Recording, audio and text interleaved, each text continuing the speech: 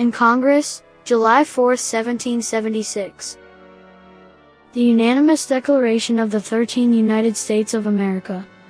When in the course of human events, it becomes necessary for one people to dissolve the political bands which have connected them with another, and to assume among the powers of the earth, the separate and equal station to which the laws of nature and of nature's God entitle them, a decent respect to the opinions of mankind requires that they should declare the causes which impel them to the separation. We hold these truths to be self-evident, that all men are created equal, that they are endowed by their Creator with certain unalienable rights, that among these are life, liberty and the pursuit of happiness. That to secure these rights, governments are instituted among men, deriving their just powers from the consent of the governed, that whenever any form of government becomes destructive of these ends, it is the right of the people to alter or to abolish it, and to institute new government, laying its foundation on such principles and organizing its powers in such form, as to them shall seem most likely to effect their safety and happiness. Prudence, indeed, will dictate that governments long established should not be changed for light and transient causes, and accordingly all experience hath shown, that mankind are more disposed to suffer, while evils are sufferable, than to right themselves by abolishing the forms to which they are accustomed. But when a long train of abuses and usurpations, pursuing invariably the same object evinces a design to reduce them under absolute despotism, it is their right, it is their duty, to throw off such government, and to provide new guards for their future security. Such has been the patient sufferance of these colonies, and such is now the necessity which constrains them to alter their former systems of government. The history of the present King of Great Britain is a history of repeated injuries and usurpations, all having in direct object the establishment of an absolute tyranny over these states. To prove this, let facts be submitted to a candid world. He has refused his assent to laws, the most wholesome and necessary for the public good. He has forbidden his governors to pass laws of immediate and pressing importance, unless suspended in their operation till his assent should be obtained, and when so suspended, he has utterly neglected to attend to them. He has refused to pass other laws for the accommodation of large districts of people, unless those people would relinquish the right of representation in the legislature, a right inestimable to them and formidable to tyrants only. He has called together legislative bodies at places unusual, uncomfortable, and distant from the depository of their public records, for the sole purpose of fatiguing them into compliance with his measures. He has dissolved representative houses repeatedly, for opposing with manly firmness his invasions on the rights of the people. He has refused for a long time, after such dissolutions, to cause others to be elected, whereby the legislative powers, incapable of annihilation, have returned to the people at large for their exercise, the state remaining in the meantime exposed to all the dangers of invasion from without, and convulsions within. He has endeavored to prevent the population of these states, for that purpose obstructing the laws for naturalization of foreigners, refusing to pass others to encourage their migrations hither, and raising the conditions of new appropriations of lands. He has obstructed the administration of justice, by refusing his assent to laws for establishing judiciary powers. He has made judges dependent on his will alone, for the tenure of their offices, and the amount and payment of their salaries. He has erected a multitude of new offices, and sent hither swarms of officers to harass our people, and eat out their substance. He has kept among us, in times of peace, standing armies without the consent of our legislatures. He has effected to render the military independent of and superior to the civil power. He has combined with others to subject us to a jurisdiction foreign to our Constitution, and unacknowledged by our laws, giving his assent to their acts of pretended legislation. For quartering large bodies of armed troops among us. For protecting them, by a mock trial, from punishment for any murders which they should commit on the inhabitants of these states. For cutting off our trade with all parts of the world. For imposing taxes on us without our consent. For depriving us in many cases, of the benefits of trial by jury. For transporting us beyond seas to be tried for pretended offenses. For abolishing the free system of English laws in a neighboring province, establishing therein an arbitrary government, and enlarging its boundaries so as to render it at once an example and fit instrument for introducing the same absolute rule into these colonies. For taking away our charters, abolishing our most valuable laws, and altering fundamentally the forms of our governments.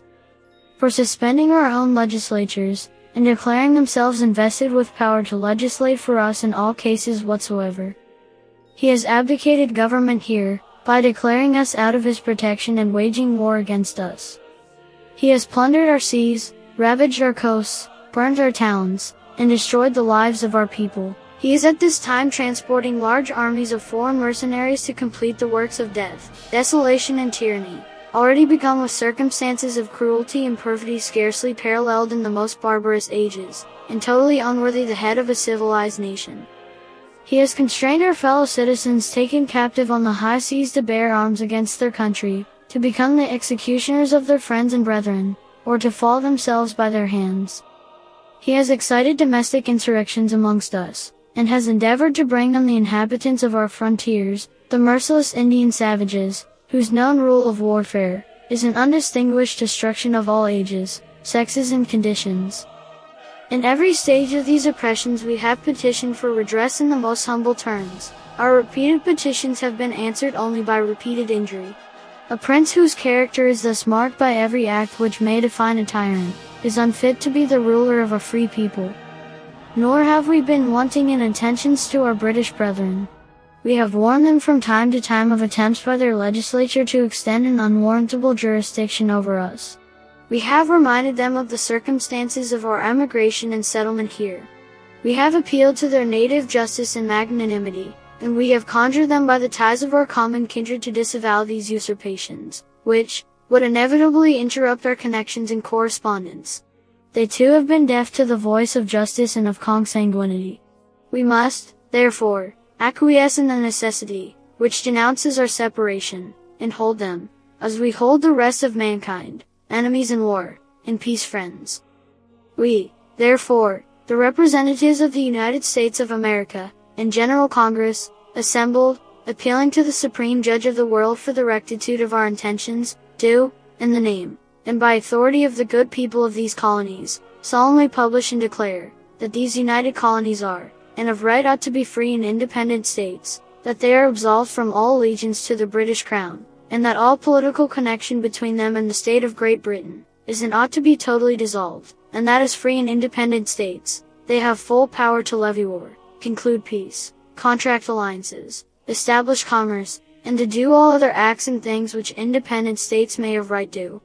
And for the support of this declaration, with a firm reliance on the protection of divine providence, we mutually pledge to each other our lives, our fortunes and our sacred honor. The 56 signatures on the declaration appear in the positions indicated. Georgia: Button Gwinnett, Lyman Hall, George Walton. North Carolina: William Hooper, Joseph Hughes, John Penn.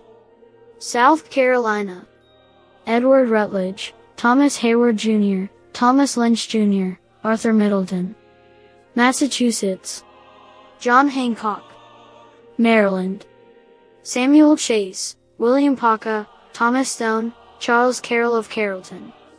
Virginia: George Wythe, Richard Henry Lee, Thomas Jefferson, Benjamin Harrison, Thomas Nelson Jr., Francis Lightfoot Lee, Carter Braxton.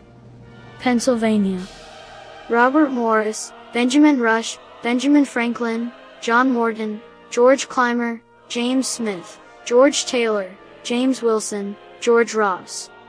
Delaware: Caesar Rodney, George Reed, Thomas McKean. New York: William Floyd, Philip Livingston, Francis Lewis, Lewis Morris. New Jersey: Richard Stockton, John Witherspoon, Francis Hopkinson, John Hart, Abraham Clark. New Hampshire: Josiah Bartlett, William Whipple. Massachusetts: Samuel Adams, John Adams, Robert Treat Paine, Elbridge Gerry. Rhode Island: Stephen Hopkins, William Ellery. Connecticut: Roger Sherman, Samuel Huntington, William Williams, Oliver Wolcott. New Hampshire: Matthew Thornton.